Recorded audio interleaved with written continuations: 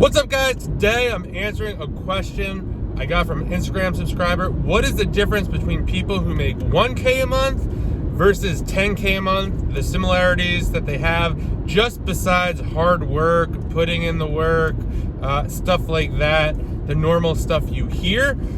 So I'm going to answer that question today. If you're new here, welcome. My name is John. I am a six-figure e-commerce seller. I do online arbitrage and also books. So my goal here is to help you make money on Amazon, because a lot of people are broke or want to make more money and quit their job, and I'm here to help you try to do that. So please, if you're into that, subscribe to the video, please like it, and let's just get into the content. So number one, I'm going to answer this question a little differently. So the difference between 1K and 10K is like a huge difference. If you're doing 1K, that means you're just getting started out. So basically the answer is you're just getting started. You need some more time to kind of work your way up to 10K. So I'm going to kind of do like maybe 5K. This is advice for anyone who wants to go from 5K to 10K or even 10K to 20. This will all work. So number one is experience. Obviously, if you're doing 1K, you are just getting started. You do not have that much experience. You're still learning. You're making mistakes. And that's just how it is. It's no big deal. Congratulations on doing your first 1K. That is a great milestone. I don't know how long you've been selling, but it doesn't matter. It's a great milestone to hit. And it means that you're kind of serious. There are a lot of people who open up Amazon accounts that don't even send an item in. So congratulations. So yeah, it just really comes down to experience. The more you sell, the better you're going to get at this. You're going to find little tricks in prepping or sourcing or whatever you're doing, and it will get better for you, and you'll just get faster and it will go better. Number two, don't get caught in the numbers. This is a huge mistake, especially when you're first starting out. You're comparing yourself, like we just talked about, experience. You're comparing your month one to someone else's year one. That's a huge difference. They've learned so much more than you have learned so far, have so much more experience. So that is a point for that. Point number two, try not to get caught in the numbers. The numbers are super deceiving when it comes to Amazon. People are full of shit, and some of them, a lot of people I hang out with are not, but there's definitely a lot of people who are. Also take into account that if you made $1,000 in sales and maybe Amazon paid you out $400, that's awesome, right? I know some people who are making $1 million only getting 10%. So they're getting $100,000. You are definitely better off getting making $1,000 and getting $400 into your bank account. Obviously, as you get bigger and scale, your margins will change. They don't have to. It's just up to you and your business model. But just because there are people who are making $1 million, 50, $20 million that are making 10%. The number is much bigger that's being put into their bank account because they're selling a lot more, but don't get caught in the numbers. Number three, these people have systems in place. They're hiring help. Again, this comes with experience. They have Romer the Romer. He's a big bookseller. He's starting to get into online arbitrage. He's a great example. Go follow him on social media. It's at Romer the Romer, or go to his YouTube channel.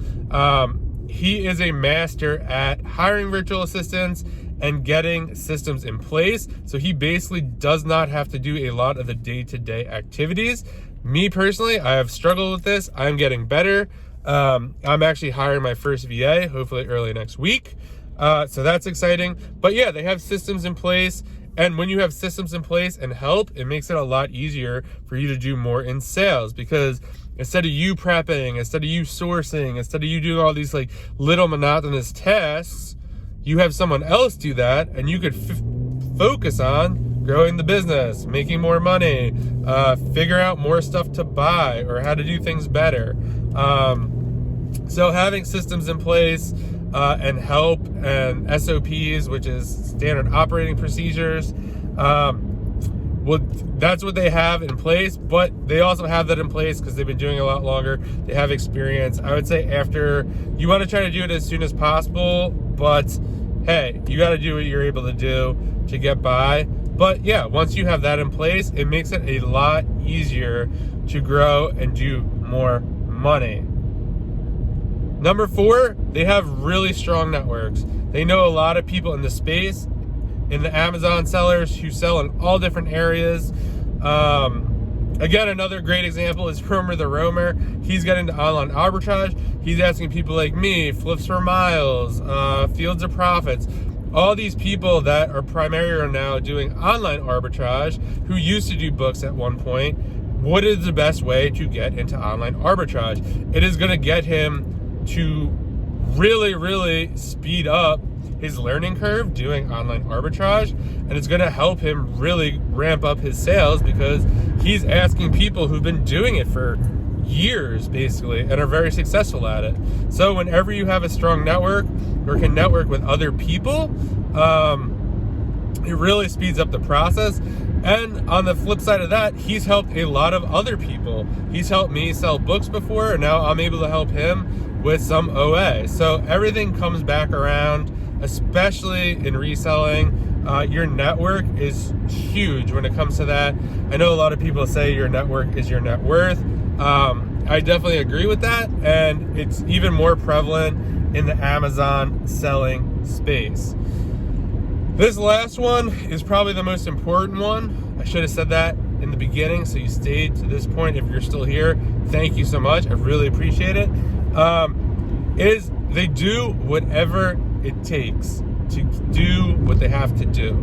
They aren't ones to just sit around and twiddle their thumbs and be like, oh, I don't know what to do. They just start taking action. They sit down, or they say, hey, who do I know that can help me with this problem? Who can I tap in my network to help me with this problem? I'm stuck here. Like, what can I do here?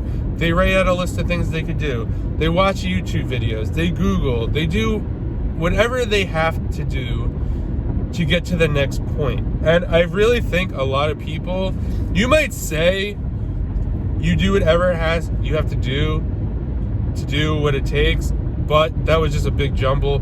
But basically, you're really probably not doing everything you possibly can do. Are you saying if you want to spend $1,000 a day for OA, are you not going to sleep until you spend that $1,000? Probably not. You're probably going to do your best sourcing and then go to bed and whatever you spend for the day and try to do better tomorrow, and maybe try to spend what you didn't spend today and try to do that tomorrow. And there's nothing wrong with that. I've definitely done that a lot, and it is what it is. That's totally fine. But you can't say that you're not happy where you are if you're not willing to put in all that work to get there, right?